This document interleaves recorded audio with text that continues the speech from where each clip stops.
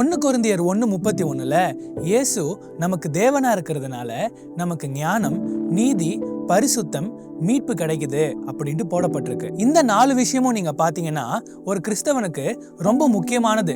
ஏன் அப்படின்னா இந்த 4 விஷயமுமே இயேசு கிறிஸ்து தான் அப்படின்ட்டு வேதாகமத்துல பல இடங்கள்ல பார்க்கலாம். மீட்புன்ற வார்த்தைக்கு ஆங்கிலத்துல ரிடம்ஷன் அப்படின்ட்டு அர்த்தம். அதாவது ஒரு விலைக்கிரயம் செலுத்தி ஒரு விஷயத்த வாங்குறது. எபேசியர் 1:7 படிச்சு பாத்தீங்கன்னா அவரால நமக்கு மீட்பு கிடைச்சிருக்கு அப்படின்ட்டு போடப்பட்டிருக்கு.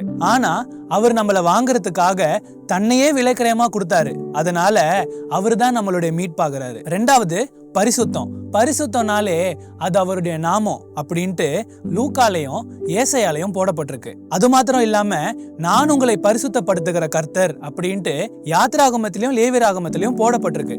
இதுல இருந்து என்னங்க தெரியுது? ஆண்டவர் தான் நம்மளை பரிசுத்தப்படுத்துறாரு. பரிசுத்தம்னாலே அது அவரு தான். 3வது நீதி.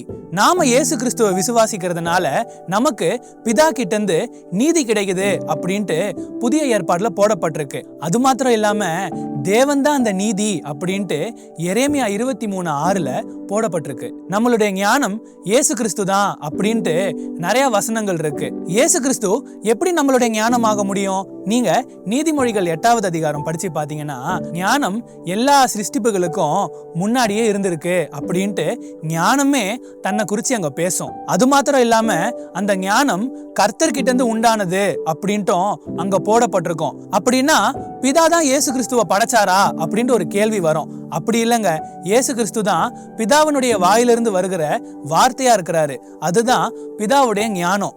அப்போ பிதாவினுடைய வாயிலிருந்து வருகிற வார்த்தை தான் இயேசு கிறிஸ்து அப்படின்ட்டு யோவான் 1:1 போடப்பட்டிருக்கு. அந்த வார்த்தை தான் நமக்கு ஞானமா இருக்கு. அந்த ஞானம் தான் நம்மளை வழி நடத்தணும். அப்போ இயேசு கிறிஸ்து நமக்கு தேவனா இருக்கிறதுனால நமக்கு ஞானம், நீதி, பரிசுத்தம், மீட்பு இது 4மே கிடைக்கிறதுனால நம்ம கர்த்தரோட நடப்போம், நம்ம கர்த்தருக்குள்ளேயும் நடப்போம். இத குறித்து சிந்தித்து பாருங்களேன்.